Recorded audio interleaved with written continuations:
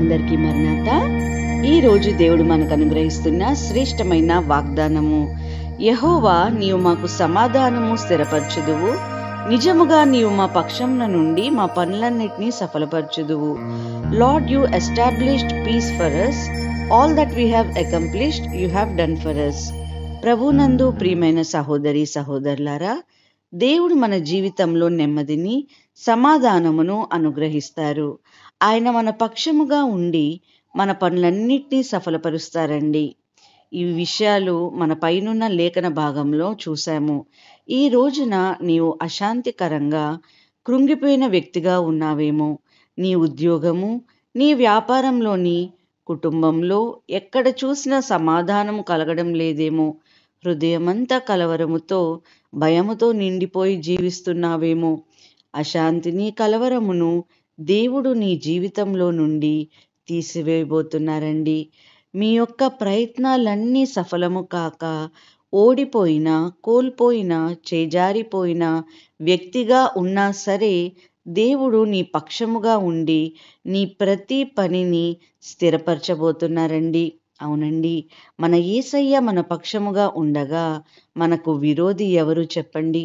మనకి ఏ ఆటంకాలు అపవాది కలిగిస్తున్నాడో, ఏ కుట్రలు మన శత్రువులు మన వెనక పన్నుతున్నారో, ఎటువంటి ప్రమాదము, అపాయము కలిగించాలి అని వారు యోచిస్తున్నారో, అవేవి కూడా పనిచేయవండి.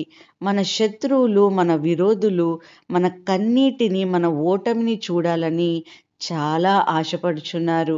అయితే దేవుడు మనకు తోడుగా ఉన్నారండి.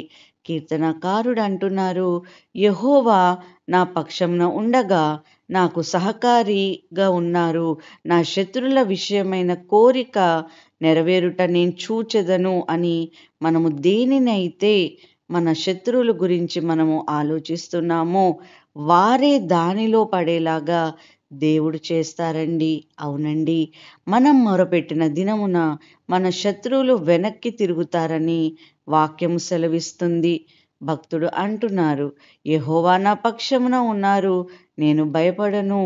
ఈరోజు నీవు ఒంటరిగా ఉన్నావేమో, అనాథగా కనపడుచున్నావేమో, నీ తరపున నీకు అండగా ఎవ్వరు లేరని అనుకుంటున్నావేమో, నీకు న్యాయము దొరకదని ఆలోచిస్తున్నావేమో, నీవు బలహీనమైన వ్యక్తివని యోచిస్తున్నావేమో. దేవుడు నీ పక్షముగా ఉన్నారు. భయపడకు, ఆయన నీ పనులన్నిటినీ సఫలపరుస్తారు. దిగులు పడకు, నీవు కోల్పోయిన ఆనందమును, సంతోషమును మరలా నీకు అనుగ్రహించి నీ హృదయంలో నెమ్మదిని దయచేస్తారండి. ఒక ఉదాహరణ చూద్దాం. ఒకరోజు అసమాధానకరమైన పరిస్థితులలో పేతురు గారు ఉన్నారండి. ఒకటంటే ఒక్క చేప కూడా పేతురు పట్టుకోలేకపోయారు.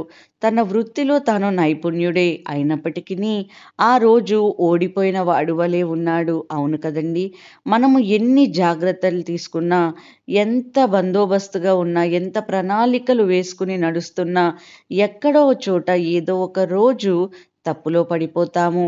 అశాంతి, నిరుత్సాహము, నిస్సత్తువ ఆవరిస్తున్నది. పేతురు కూడా ఆ విధంగానే ఉంటే యేసయ్య పేతురు పడవలో ప్రవేశించారు. యేసయ్య పేతురు పక్షముగా ఉండి చేపలకు ఆజ్ఞాపించినట్లుగా మనం చూస్తున్నాం. అంతవరకు ఆ చేపలు ఎక్కడున్నాయో తెలియదు, కానీ ఒక్కసారిగా అన్ని పేతురు వలలో చిక్కుకున్నాయండి. పేతురు కోల్పోయిన సంతోషము వచ్చినది. పేతురు చేయవలసిన పని కూడా సఫలమైనాయి. దానికి కారణము మాత్రము దేవుడండి. దేవుడు పేతురు దేవునికి లోబడటం వల్లనే ఈ యొక్క అద్భుత కార్యము తన జీవితంలో చూసినట్లుగా మనం చూస్తున్నాం. ఈరోజు ఈ మాటలు వింటున్న ప్రియమైన సహోదరి సహోదరుడా, నీవు కూడా దేవునికి లోబడితే నీవు కూడా అద్భుతాన్ని చూస్తావు. యేసయ్య మాటలంటే వింటే గనక నీ జీవితము కూడా మారిపోతుందండి. నిన్ను నీవు సజీవ యాగంగా దేవునికి సమర్పించుకోవాలి. యేసయ్య మాత్రమే నిజమైన సహాయకుడని గ్రహించాలి. యేసయ్య మాత్రమే నిజముగా నా పక్షముగా ఉండి నా కొరకు వ్యాజ్యమాడతారని మనము తెలుసుకోవలసిన వారమై ఉన్నాము. అప్పుడు నీలో ఆనందము, వెదజల్లుతుందండి. నీ పనులలో మీరు సక్సెస్‌ని చూడగలుగుతారు. ఈ లోకములో అందరూ మన కొరకు ఏమి సిద్ధపరుస్తారో కానీ, మనకి కావాల్సిన తినుబండారాలు మనకి ఇవ్వవచ్చు, వస్తువులు ఇవ్వవచ్చు. కానీ సమాధానాన్ని మాత్రం ఇవ్వలేరు. అది యేసయ్య దగ్గర మాత్రమే దొరుకుతుందండి. నేనున్నాను నీకెందుకు నీవు ముందుకెళ్ళు, పోరాడు అంటున్నారండి. కానీ మన యేసయ్య నిజముగా మన పక్షముగా ఉన్నారు.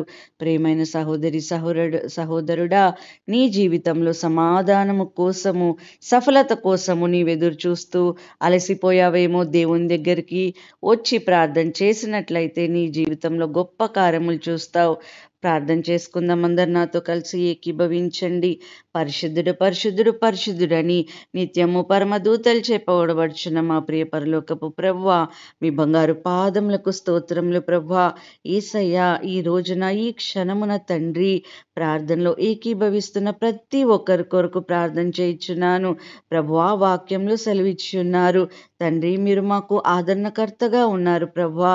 యేసయ్య, గొప్ప అద్భుత కార్యములు మా జీవితంలో చేస్తారని వాక్యంలో ఉన్నది ప్రభువా. పేతురు గారిని ఏ విధంగా అయితే ఆదుకున్నారో ప్రభువా, ఈ ప్రార్థనలో యేసయ్యా ఏకీభవిస్తున్న ప్రతి ఒక్కరి సమస్యను తీర్చమని వేడుకొంచున్నాము ప్రభువా. అనాథలుగా కనపడుచున్నవారు, బలహీనంగా కనపడుచున్నవారు, ఏ కార్యము జరగకుండా ఉన్నవారిని నా ప్రభువా జ్ఞాపకం చేసుకోండియా.